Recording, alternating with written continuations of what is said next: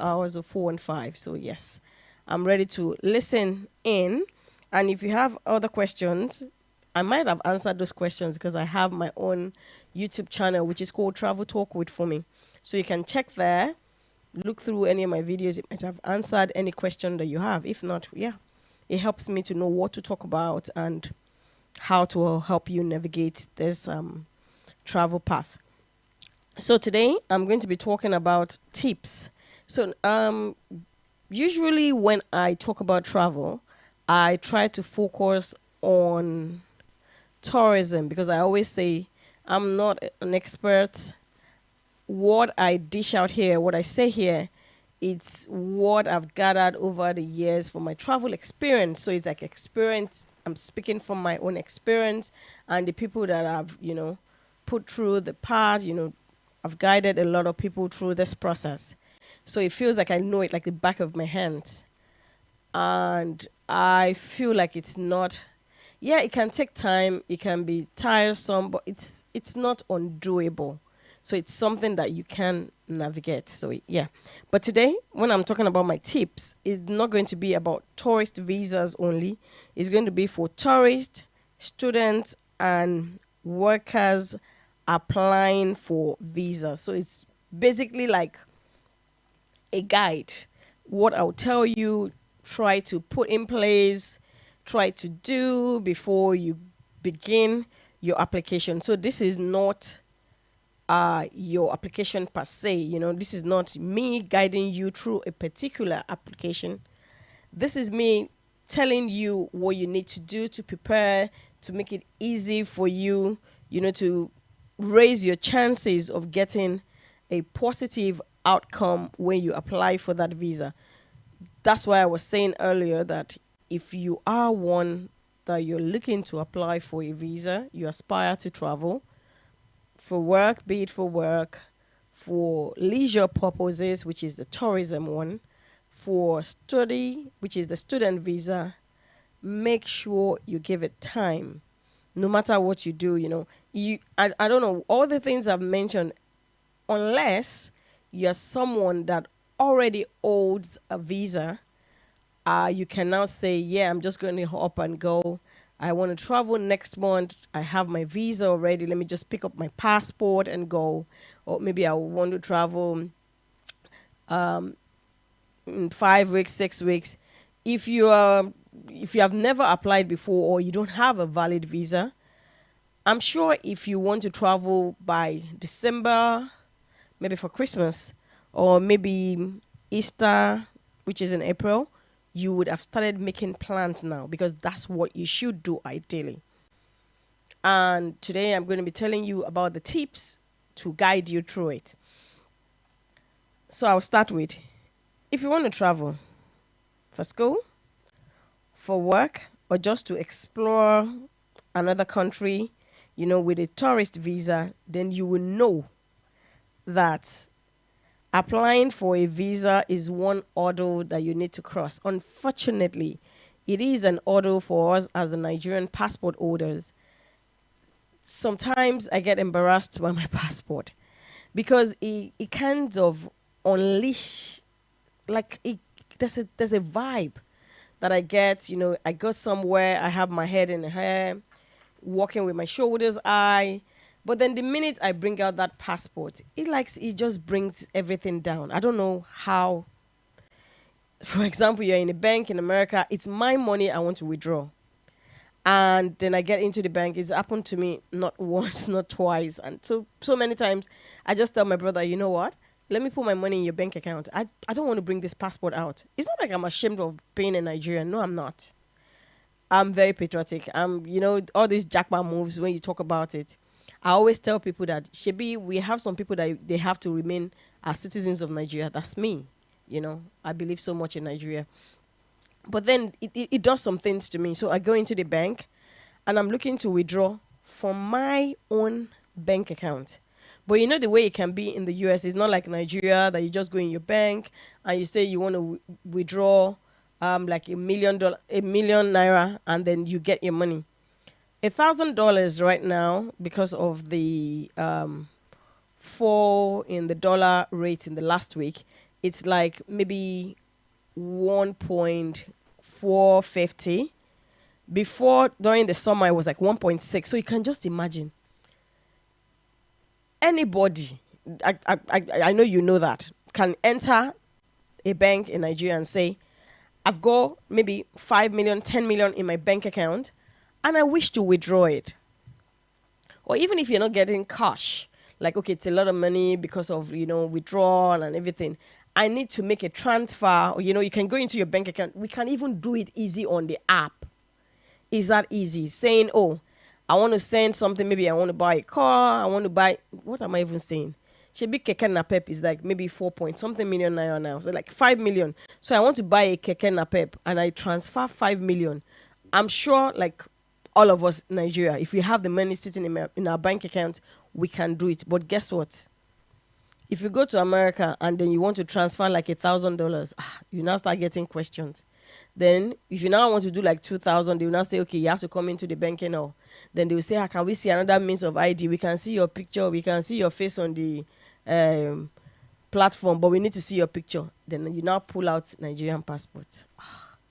In fact, the first time it happened to me, it was just $1,000 I wanted to get.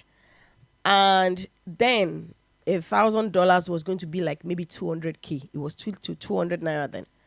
And the lady just panicked and she was like, oh, okay, can she get back to me? I should just have my seat. By the time she came back, she came with someone else. The guy was looking at me. They were looking at the computer. They were whispering to each other. By the time, the next thing I knew, policemen. And then they said, okay, so we see you want to transfer this money. I said, yes. I said okay, so at that time I was undergoing treatment in the US, so I needed to make payment. It was a $750 for a CT scan, and then it was another 1,000 for my doctor.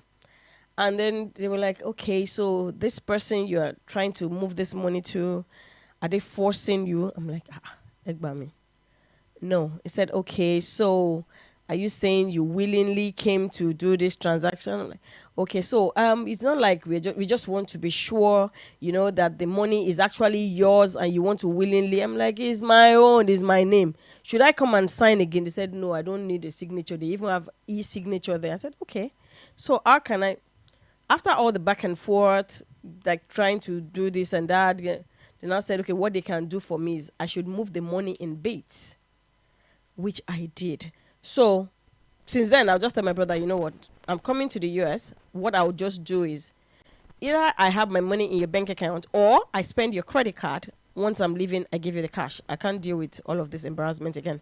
So yes, bringing out your Nigerian passport, it's apart from being limiting, sometimes what's that Yoruba word?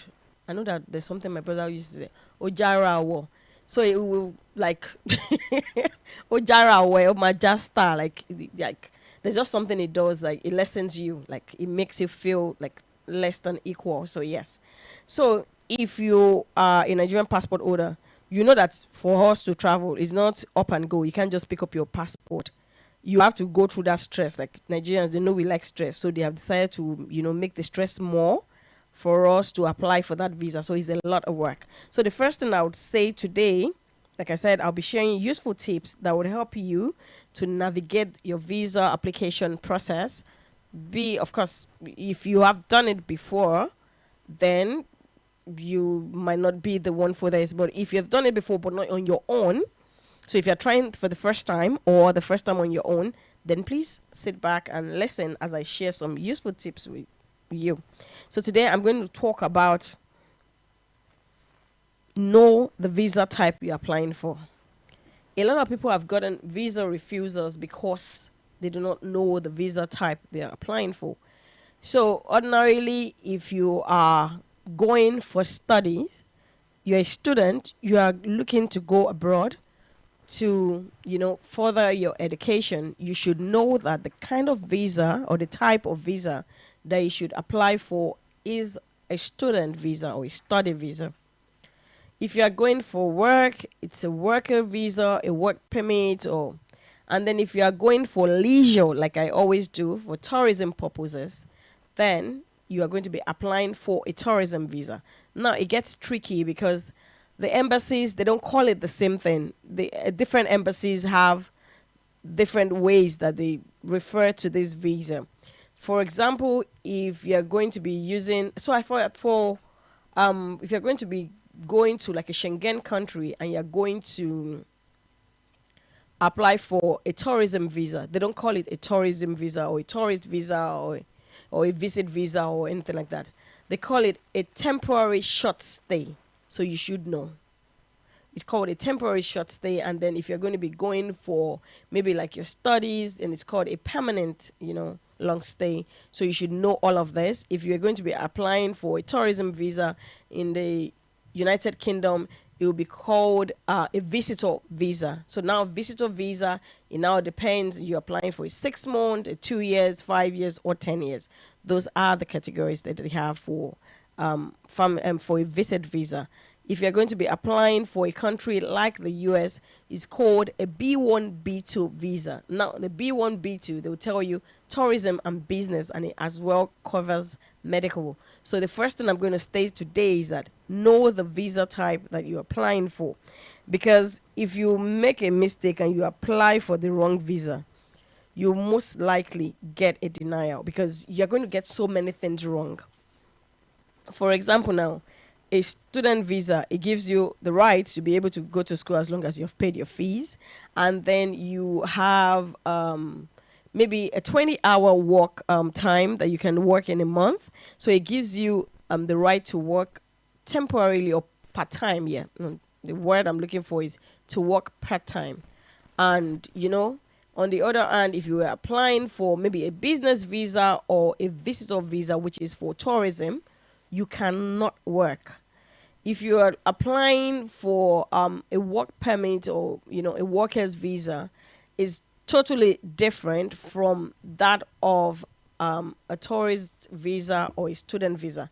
So the first thing you need to know, do your research. Don't fall prey and make a mistake. Like I always say, it's your application, it's your life. Make sure you do it yourself. So make sure you apply for the right visa. I see a lot of people that come in my DM or emails, they send me messages saying that, okay, so why, what if I travel with a visitor visa? When I get there, then I'll convert to maybe a study visa or maybe a worker's visa or something. I see a lot of people say that to me and say, oh, my agent said I should just get the student visa first. When I get there, I will convert. Don't let anybody deceive you. If it was that easy, why did they now create another platform to say you must apply for a student visa or you must apply for a worker's visa? Why don't they say, okay, everybody apply for one kind of visa, which is tourism. Then when you get there, you get your equation and find your square root. There is a rule for a reason. There are different categories of visas for a reason.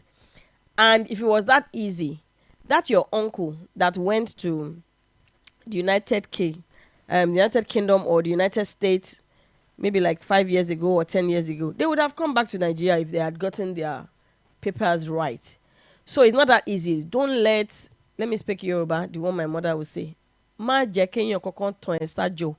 Don't let anybody deceive you and tell you that it can be done, which is why I always say, yes, your agent is on point, he gets the job done, but it is your life after all. Make sure you put in the work. Just read through. That's all you need to do. So yes, make sure you apply for the right visa and don't try to go and swing anything to convert. In fact, it's getting difficult, more and more difficult now. The United States right now, you cannot change status anymore. So if you come in with a study visa, that's the only thing. You cannot change it. If you come in with a tourist visa, you cannot change it. So all those ones that you say, oh, I now went there. Then when I got to the United States, I fell in love with somebody and now married the person. So I want to change my status and get green card. They will tell you to go back to your home country.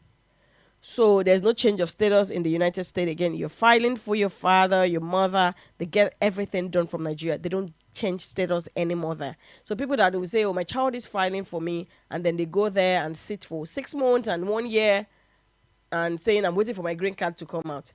They have changed all of that. So while you're waiting for your green card to come out or a decision to be made, stay in your own country and then the decision will be made there. So that's number one. Make sure you know the visa type that you're applying for. Number 2, start early. Guys, I can never, ever, ever say this enough. I say it every time. I'm sure you guys are all tired of hearing it. Start early. It takes planning. Like, I always say that travel is not something you rush into. You plan it. So, like I said, it takes time. That's why you need to start early. So, some people, I see a lot of people saying that they're applying for a study visa, especially to the UK. And then they are panicking, saying, school will resume in January, school will resume in September. We are in August. My CAS hasn't come out. I don't understand. Did you just hear about the school today? It's because you refused to plan early. If you're going to be applying, you should lay back. You should learn. You see, it's so easy. It just takes time. Plan early. It doesn't have to be something that is under pressure. Then you are refreshing your email. You are checking every time. Then you are calling the embassy. You are saying that school says orientation will start January 10. Of course, they will close for the holidays. They will close for Christmas and New Year. They probably open maybe like the first week in January, which is like January 5th. And then you are now panicking and you didn't even apply until what? November? And they have said to you that you need to give them 3 weeks. That's like 15 working days. And then you start panicking. My CAS has not come out. Something. It's because you refuse to plan early. Guess what? If you plan early, it even gives you room. It gives you a chance to be able to get all your documents together, to research on schools, to make decisions. You have enough time. And the good thing about it is, depending on the country you're going to, countries like the Schengen area now, they allow you to apply for that visa 6 months before your travel date. That is a lot of time, guys. So I don't think anybody has any reason to be under pressure and to be saying, I'm rushing to doing this. The Schengen countries, they give you 6 months. So we're in October now, and I'm looking to travel sometimes in March. It means I can apply now. It's more than enough time. There's no panic. So imagine, even if they tell me it would take 15 working days and then it takes 30 working days, I still have the whole of November. I still have the whole of December. I still have the whole of January. I have February. You're calm. You're probably just wondering, like, why is it taking forever? But you are not anxious, saying, I will miss this program. I will miss this. The travel date I wrote for them, the wedding I said I'm going for is January 10, and it's already January 2nd. The passport has not come out. When am I going to buy the ticket now? Everything will be expensive. It's unnecessary stress, unnecessary pressure, and then you spend more money. So start early. Even as a student or as a tourist, it gives you room or a chance to be able to build your financial proof.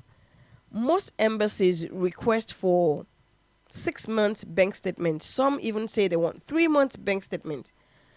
Now, if you are now planning to travel like 6 months time, 8 months time, and you're already planning now, you know that really you can start building your bank account, and you'll be able to prove that you have something that is stable and consistent. The reason why they always ask for a 6 month or a 3 month bank statement, they just don't ask you to bring your closing balance, is because they want to see a consistency. They want to see that, this person in the last 6 months, to an extent, he or she has been quite stable financially. Meaning that this person is not going to get to our country and become a liability. It's not because they just want to look at paperwork. It's not because they just want to have lots of documents to flip through. No. They want to see the consistencies of income coming into your bank account. So if you're one that says that I work, that's a way for you to be able to build that. You're trying to, so that way you build financial ties and work ties as well. Because when it shows, even if you don't have your salary going into that bank account before, if you didn't have that before, you can change it now saying, okay, this salary should be going into my bank account. And if you do that for 6 months, it shows enough consistency. Okay, this person has been with this organization for 6 months and is steady. 28 of the month on the mark, your salary comes in. I'll take a short commercial break now. Don't go anywhere, guys. I'll be back soon. On 103.5 FM. Gbogbo onínáwó pátá tó fi mọ́ gbogbo aláṣẹ chicken tẹ́ fẹ́ lò bó ti wù kó pọ̀ tó DMAGs ni ẹ máa bọ̀. Ẹ má wulẹ̀ làágùn jìnnà mọ́. DMAG frozen foods ni ẹ máa bọ̀. Oh yes, whatever occasion it is, chieftaincy ceremony, housewarming, naming, birthday party, or whatever occasion it is, DMAG frozen foods has got your back for whatever number of chickens you may desire. All caterers, worry less, as DMAG is there for you to take care of your chicken supplies, be it whole chicken or in pieces. Damages will cut, will pack, and deliver to wherever you want it. Ajẹ́pẹ́tẹ́ bá ti ń ronú ìnáwó ẹ ṣáà máa ronú Damages fún irúfẹ́ iye chicken tẹ́ bá ń fẹ́. Bó ti wù kó pọ̀ tó kò sí wàhálà kankan. Ẹ kàn sí Damages frozen foods lẹ́ni ní plot 2 block F number 6 Olúbàdàn avenue Olúyọ̀lé estate lẹ́bàá Fumac pharmacy Ìbàdàn tàbí lẹ́ka àwọn tó wà ní off new garage Akala expressway lẹ́bàá Anchor mall kátó déré Akari junction Ìbàdàn. Fún àlàyé lẹ́kùnrẹ́rẹ́ ẹ pè 09062864238 tàbí 09062968870. Think party chickens, think Damages.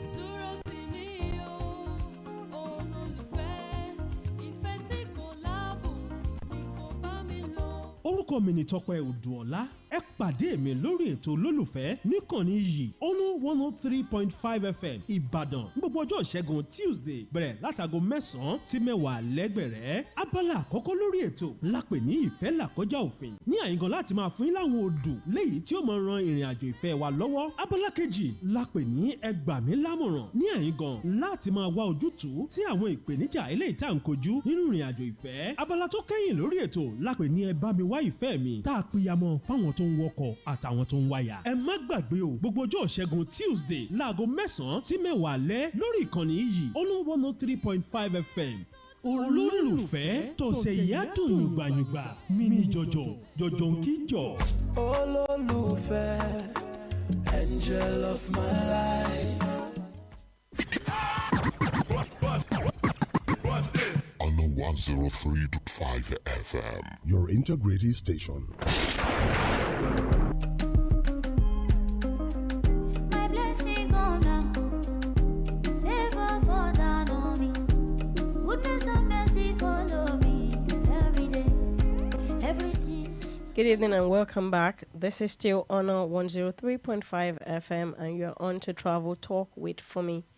Before the short commercial break, I was just talking about tips for tourists or students or workers applying for a visa, especially if it's your first time or you've never done it yourself. The tips that you can apply to help improve your chances of getting a positive outcome.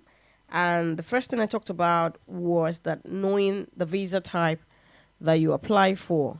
You know, it's enough that as Nigerian passport holders, we have to deal with the stress of applying for visas. We have to play through our noses. Visa fees are not cheap.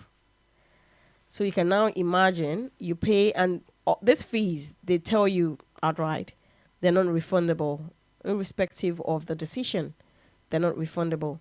So you need to ensure that you get the visa type right. So know the visa type you're applying for. Is it a student visa that you need to apply for, which is a study visa? Is it a worker's permit, or is it worker visa, or for leisure purposes, that's why you want to travel, which is a tourist visa? And I mentioned that different countries have the way they refer to them. B1, B2 for the US, for the UK, they'll tell you it's visitor visa. You know, for the Schengen area, they would say it's a temporary short stay. So make sure you do your research, find out. You don't want to end up paying for the visa, and then you now get your passport back or your document, and the decision was made, and you're wondering because you didn't make the right visa type. You didn't pick out the right visa type, so make sure you pick that out correctly. Number 2, I talked about starting early. I said, you plan. It gives you room to be able to build your story that is believable, that is relatable. For students, you don't have to be running up and down panicking. Even if you're going to get proof of funds for someone, it gives the person room You just don't go to your uncle because you think this man is small Khashoggi and say, Uncle, I want to travel to the UK or the US or wherever it is that you wish to go, and say, I would like your bank statement for 6 months. That uncle might have been in financial crisis 4 months ago, but because he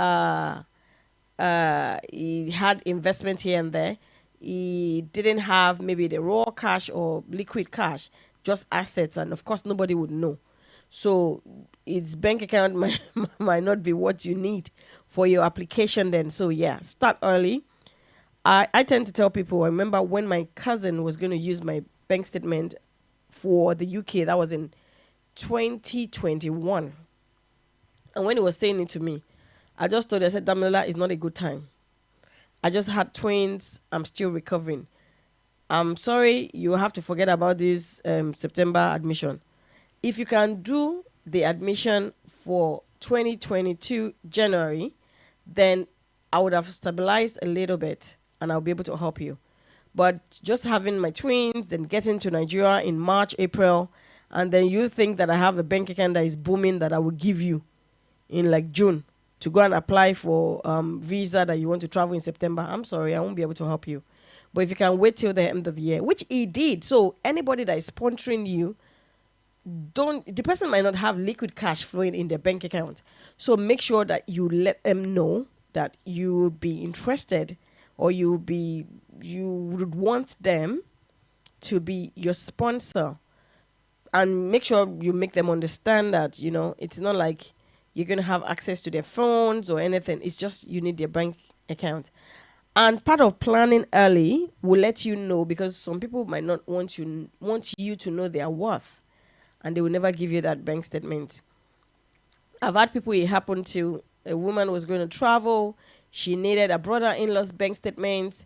They mentioned it to the guy. I think he caught him unawares. He didn't have enough time to let them down gently, saying no. So, they asked him, say, Uncle, we are trying to travel. I'm applying in like 2 weeks. I've even gotten a date. We want you to be our sponsor. Bro. So the guy just said, okay. And then what he did was he got a letter of reference from his bank saying that, we've known this person for maybe he's banked with us for like 2 years, and we can tell you it's credible. Of course, the visa application was rejected. So you need to let them know, so that peradventure you fall, or you happen to have one of those reluctant uncles or aunties that they don't want you to know their worth by seeing their bank balance. You know that you need to rush to another uncle. You don't get stuck with any of this ones. So yes, you plan early, you start early, you pick out your schools, you prepare. If you're going for business, you'll be able to prepare, you research where you're going to go, so you're not running helter-skelter looking for documents. You build your financial proof. 6 months is what they usually ask for. So yeah, you have that. So even if it's you that you're not, you don't even have a 9-to-5 job, but you believe that you have a better chance of getting the visa approval if you apply as somebody that has a 9-to-5 job. I'm a Nigerian. We do it. I know. I know people that do it. I've done it for people that they say, okay, you know what, for me, can I come and act like I'm working in your company? And I'm like, why not? So they give you money like towards the end of the month. You credit the person, and then when they're ready to go to the embassy, they print out their statement which has the name of your organization. You probably do maybe an ID card for them. You write on your letterhead introducing them as one of your employee, saying that, they have good character, this and that. So yeah, you need time to plan that, because most embassies will request for a 6-month bank statement, while some do request for 3 months. Most of the embassies ask for 6 months, like the UK asks for 6 months. The Canada asks for 6 months. The US, luckily, doesn't ask for bank statement. Schengen area, they ask you for 3 months. China asks you for 3 months, and all of that. But then UAE asks you for 6 months. But then, so I always tell people that you plan a little above 6 months. So it's not like, if you don't have any money in your bank account, or you just open that account, and the account is just 6 months old and you take it, it's very shady, and you will not get that visa. Because Most banks on their statement, they have opening balance. Then your opening balance has maybe like 50,000 naira. Then it shows closing balance of 8 million. And then the transaction in between, I'm like, what's going on? And then it shows the date that the bank account was open. Because you want to print out a bank statement and the account was actually opened 6 months ago. Then you now see KYC, company search, everything is under your statement. You see, you're in trouble. So you need to plan early so you don't get, in that kind of loop, and you can get out of it. I'll open the phone lines now if you want to be part of this conversation. The line to call 091 5103